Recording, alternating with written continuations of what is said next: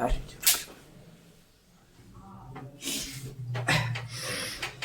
नमस्कार साथियों, स्वागत है आपका आपके ही प्यारे प्लेटफॉर्म पे द वे ऑफ सजेशन पे।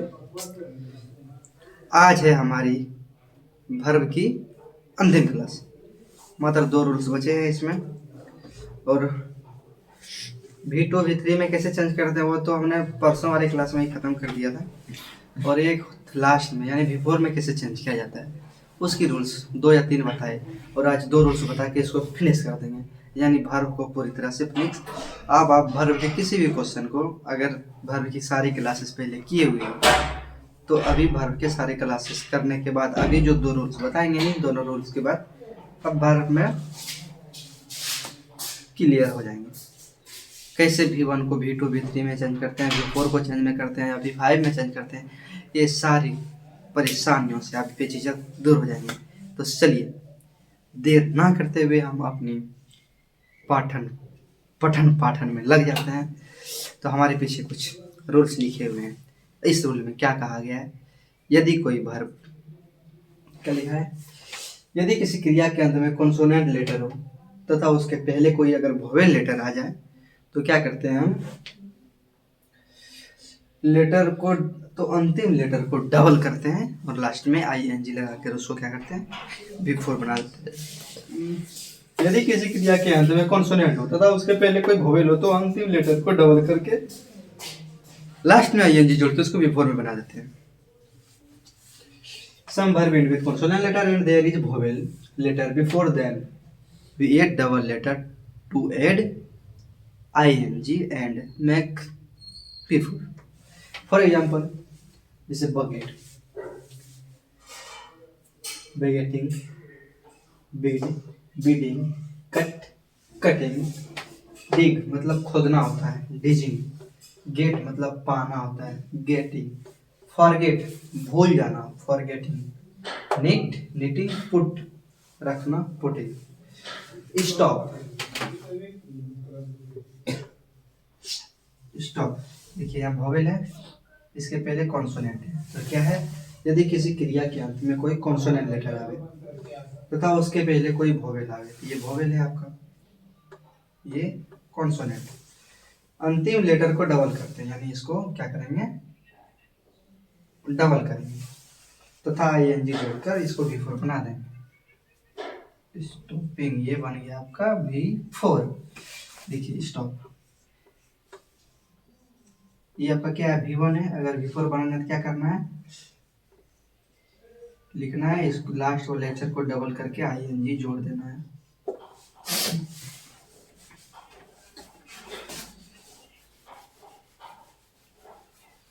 अभी पुट बताए थे, जैसे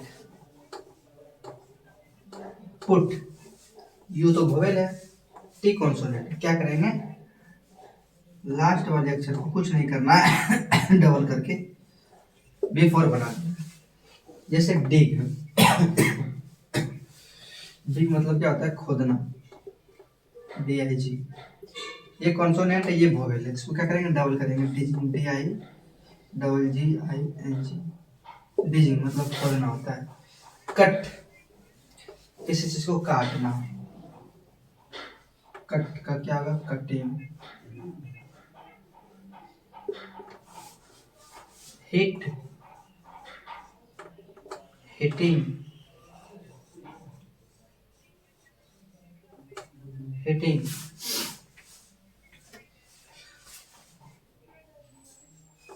रन, कल इस रन का एग्जांपल हम बताए थे ना, कल बता के छोड़ दिए थे कि इसको अलग बनाएंगे। जैसे ये एन कॉन्सोनेंट है, यू वोवेल है, तो इसका भी कैसे बनेगा, रनिंग, RUNNING। उसी प्रकार के बहुत सारे ऐसे वर्ड होता है, जैसे गेट, गेट मतलब पाना होता है, गेटिंग लिखा ही गया था। जैसे हट, सो, SHO, सो नहीं, सॉरी, हट, HURT, हट नहीं, ये भी नहीं होगा।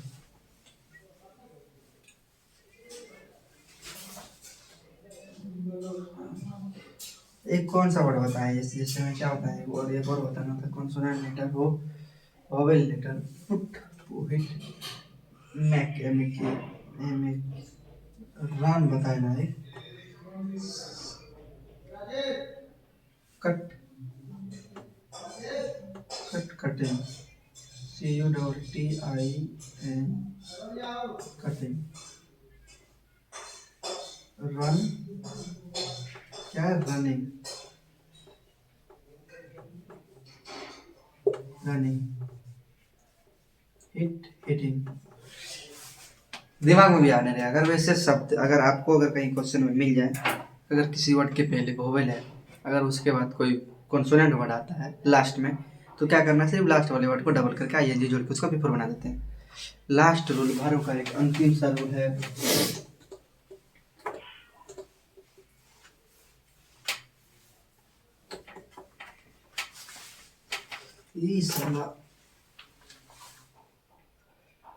दिल दीवाना ना जाने कब खो गया।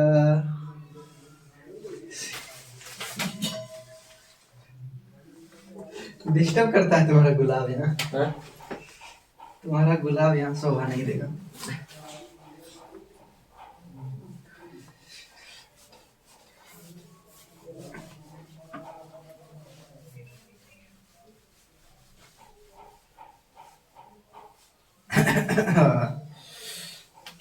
लास्ट रूल, आज 12वीं की लास्ट क्लास है।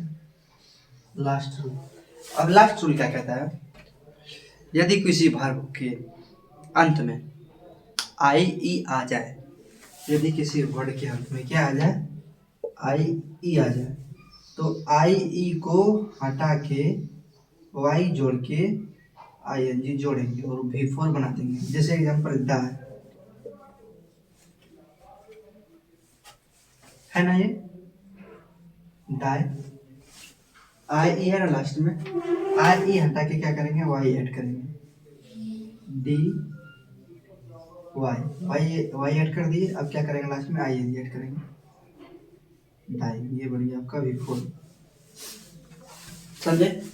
उसका लाई, लाई मतलब क्या था, झूठ बोलना, LIE लाई। क्या करना है, आई ई को हटाना है, वाई जोड़ के आई एन जी लगा देना है, LYING लाइन मतलब झूठ बोला जा रहा है। एक टाई होता है, TIE टाई। अब इसका आप बताइए क्या होता है कमेंट में। तो लिखते हैं, यदि किसी क्रिया के अंत में, अच्छे से लिखा नहीं,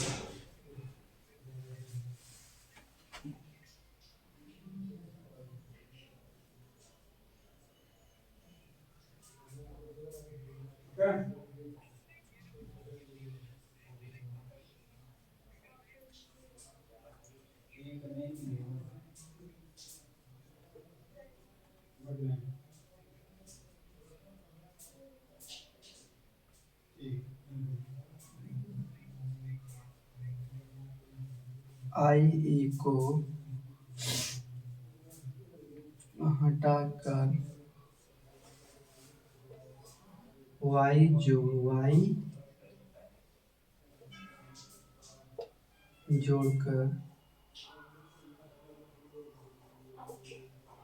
अंत में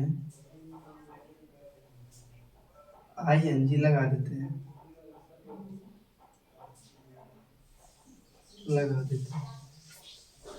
यदि किसी क्रिया के अंत में आई ई हो तो आई ई को हटाकर वाई जोड़कर अंत में ING लगा देते हैं, तो क्या बन जाता है हमारा, V4 बन जाता है। V4 बन जाता है। वर्ब की क्लासेस हो गई यहाँ पे खत्म। डाई डाइंग लाई लाइन टाई टाई। अच्छा, मात्र 2 रूल्स थी। वर्ब की क्लास करने में हमें बहुत दिन लगा, दिन नहीं लगा, मतलब कुछ कुछ सीखने में तो टाइम तो लगता ही है, क्योंकि हमारा भी खुद का मेहनत होता है, हमें भी पढ़ना लिखना होता है। बाकी वे तो अभी तो देखिए क्लास टाइम कितना हो रही है, रात के 11, यानी 10 बजे तक पढ़ना, खाना, उसके बाद खाने के बाद थोड़ा सा ये मनोरंजन की दुनिया में आना। तो ये हमारे लिए कोई क्या बोलते हैं, एक एक मनोरंजन सा है, जिसके लिए कि हमको लगता है कि हम कुछ सीखेंगे कुछ सिखाएंगे। बिकॉज ये सारे जो वर्ड हैं ना हमारी ज़िंदगी में हमेशा कामयाबी ही होती है। ये हमारी तब तक पीछा नहीं छोड़ती है जब तक कहा जाता है ना कि जब तक आप सक्सेस ना हो जाओ। या एक पढ़ाई एक ऐसा जरिया है, आप जितनी रिवाइज करेंगे उतना आपको बेहतर परफॉर्मेंस मिलता रहेगा। किसी ने सच कहा है, revision is the mother of skill. If you will many times revise then it's get very easy in your life. जैसे जैसे आप इसको रिवाइज करते रहेंगे वैसे वैसे आपके दिमाग में छपते जाएगा। और ऐसी बात नहीं है कि इसको हम पढ़े हैं, इसको मतलब कम से कम मानिए तो हम 2 से 3 बार हम पढ़ चुके होंगे अपने लाइफ में 12 तक में। तो फिर लगता है ना कि हमको भी लग रहा है कुछ आवाज़ हो रहा है, भूल जा रहे हैं, तो हम भी कुछ नोट्स बना के लाते हैं ताकि वहाँ से हमको कुछ गाइडेंस मिले। और ये सब जितनी सारी चीज़ें पढ़ाई के बगैर तो नहीं जाती है। अब बिहार में क्या होता है, जब तक आप एक सक्सेसफुल इंसान ना बन जाते हैं तब तक आपकी मेहनत को देखा नहीं जाएगा, वो देखा नहीं जाता है। और एक सक्सेसफुल इंसान बनने के लिए आपको पीछे की सारी चीज़ें को रिवाइज करनी पड़ेगी। आप कुछ भी पढ़ रहे हैं उनको बार बार रिवीजन करना पड़ेगा। कि इंग्लिश के सब्जेक्ट को लेके चल रहे हैं, ये सारी सहज इतनी सारी ईजी वे में यहाँ बातें आ जा रहा है। अगर आप कंपटीशन लेवल में एक तो रहिए कंपटीशन की फील्ड में, तो इतना कुछ करने के बावजूद भी ना इंग्लिश हमारे दिमाग से उड़ जाता है, नहीं आती है समझ में। सच बताते हैं, मतलब इतना फोकस करना पड़ता है उसके प्रति। ना ही उतना बायो में टाइम लगता, ना ही साइंस में, साइंस के किसी सब्जेक्ट में, ना ही किसी जीएस के सब्जेक्ट में, ना ही मैथ, यहाँ तक कि रीजनिंग में भी इतना टाइम नहीं लगता है जितना इंग्लिश में टाइम लगता है। और इंग्लिश में हमको अच्छा खासा मतलब ये सब चीज़ के बारे में ज्ञान रहते हुए फिर भी एक ग्रामर से अगर सही से हम क्लास करते हैं एडवांस लेवल तक की, तो हमारे दिमाग से उड़ जाता है कि कैसे क्या क्या नहीं किया गया। जितनी सारी चीज़ें बताई जाती है उतनी सारी चीज़ों को पॉइंट वाइज पॉइंट लिखना पड़ता है। रिवीजन करते टाइम क्या होती है, दिमाग में रहती है। इसीलिए हर बार रिवीजन कीजिए, बार बार रिवीजन कीजिए।